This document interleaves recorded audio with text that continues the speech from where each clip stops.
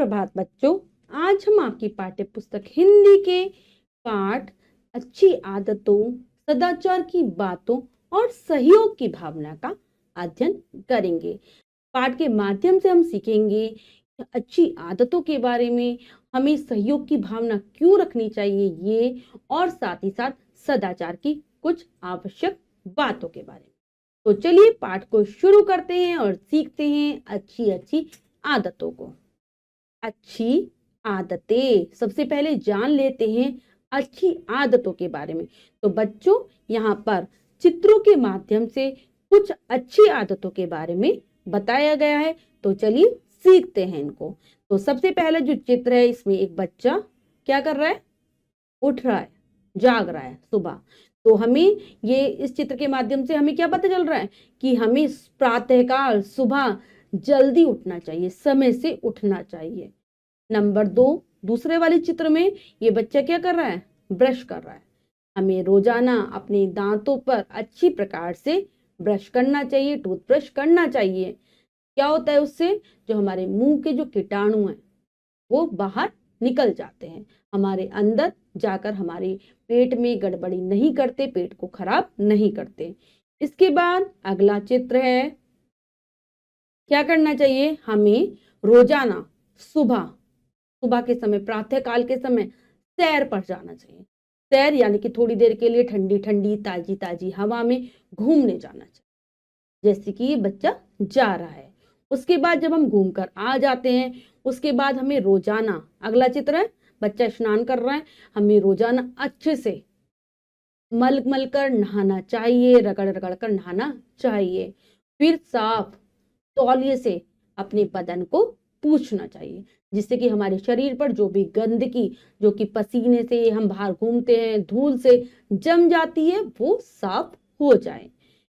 उसके बाद अगले चित्र में दिखाया गया ये बच्चा क्या कर रहा है? सुबह सुबह नाश्ता कर रहा है।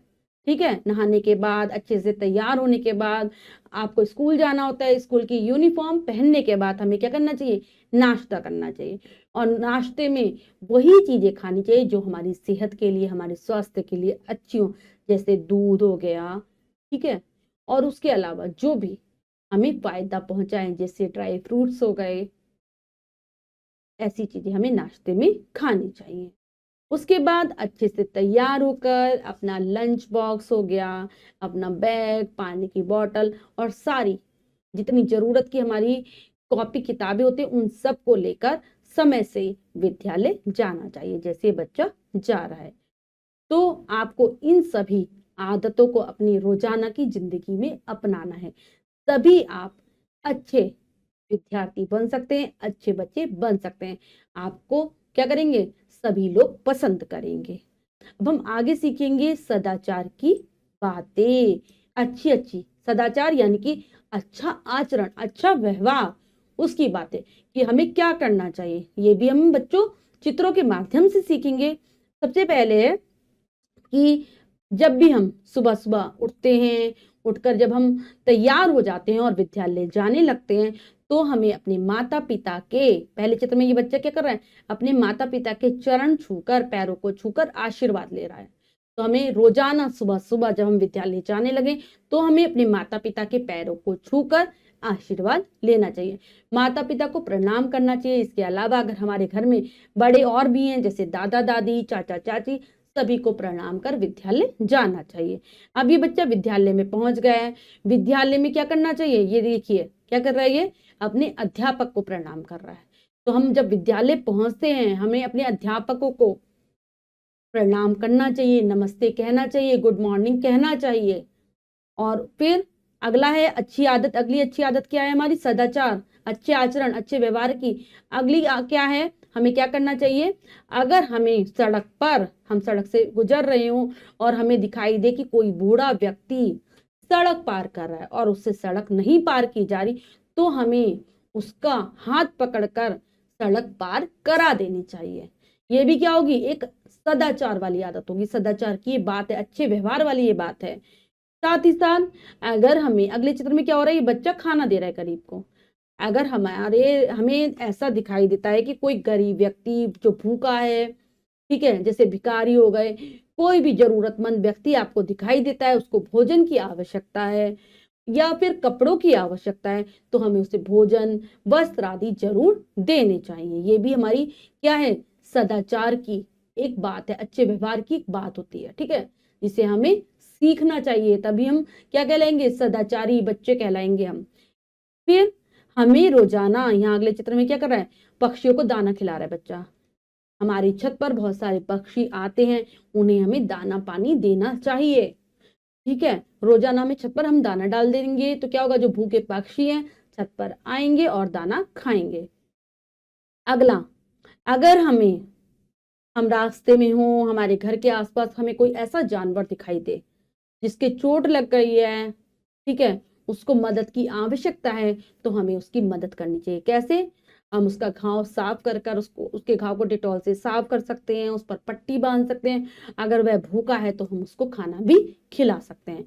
तो बच्चों, हम ये सारी शिक्षाएं ग्रहण करेंगे अपने रोजाना की जिंदगी में, जिससे क्या होगा, एक हम अच्छा बच्चा बन पाएंगे, सदाचारी बच्चा बन पाएंगे।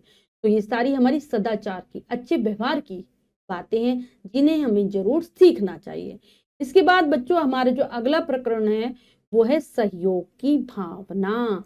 तो इसमें भी चित्र के माध्यम से दिखाया कि हम एक दूसरे का सहयोग कैसे कर सकते हैं, एक दूसरे की मदद कैसे कर सकते हैं। जैसे हम विद्यालय में जाते हैं, ठीक है, विद्यालय में हम गए तो हमारे साथ वहां पर हमारे दोस्त होते हैं, हमारे मित्र होते हैं, हम घर में रहते हैं, हमारे साथ हमारे भाई बहन, मम्मी पापा सब होते हैं, तो हमें सबकी का सहयोग करना चाहिए, सबकी मदद करना चाहिए। जैसे घर में हमारी मम्मी है, हम उनके कुछ काम कर कर उनकी मदद कर सकते हैं, अपने भाई बहन की पढ़ाई में या किसी भी चीज में हम मदद कर सकते हैं। ऐसे ही जब हम कक्षा में होते हैं तो क्या कर सकते हैं, अपने साथ वाले जो हमारे साथी होते हैं, जो हमारे मित्र होते हैं, हम उनकी भी मदद कर सकते हैं। ये सारी हमारी सहयोग की भावना में आती हैं। तो यहाँ पर बच्चों एक कहानी के माध्यम से सिखाया गया है कि बच्चों, नीचे नदी बह रही थी, ठीक है, नदी बह रही है और दो बकरियां हैं। नदी के इस पार से उस पार जाने के लिए एक पुल बना हुआ है। तो वो पुल बहुत पतला है, बहुत छोटा है, मतलब सकरा है कि उस पर से केवल एक बकरी ही रास्ता पार कर सकती है और दोनों ही बकरियों को रास्ता पार कर कर अपनी अपनी जगह पर जाना है। तो जब वो पुल पर चढ़ती हैं, एक बकरी इस ओर से आ रही होती है और दूसरी बकरी इस ओर से आ रही होती है। तो जब वो बीचों बीच नदी में पहुंच जाती हैं तो उन्हें पता चलता है कि अब तो हम नदी पार ही नहीं कर सकते, क्योंकि हम तो बीच में आकर फंस गए हैं। तो अगर हम वापस जाएंगे तो भी समय की बर्बादी होगी। तो वो दोनों बकरियां अगले चित्र में क्या कर रही है, दोनों आ गई यहाँ पर पुल पर। अब ये दोनों आपस में विचार कर रही है कि हमें क्या करना चाहिए, सोच रही हैं, आपस में बातें कर रही हैं। तो क्या एक दूसरे का सहयोग करने के लिए वो बकरी क्या करती है, अगले चित्र में देखिए कि एक बकरी तो पुल पर बिल्कुल नीचे बैठ जाती है और दूसरी बकरी उसके ऊपर से चढ़कर पुल पार कर लेती है, और फिर दूसरी बकरी भी पुल पार कर कर अपने अपने रास्ते चली जाती हैं। दोनों बकरियां पुल पार कर लेती हैं। देखो ये देख रहे हो, इसको इधर जाना है और उसको उधर जाना है, तो दोनों बकरी आराम से सहयोग की भावना के द्वारा पुल पार कर लेती हैं।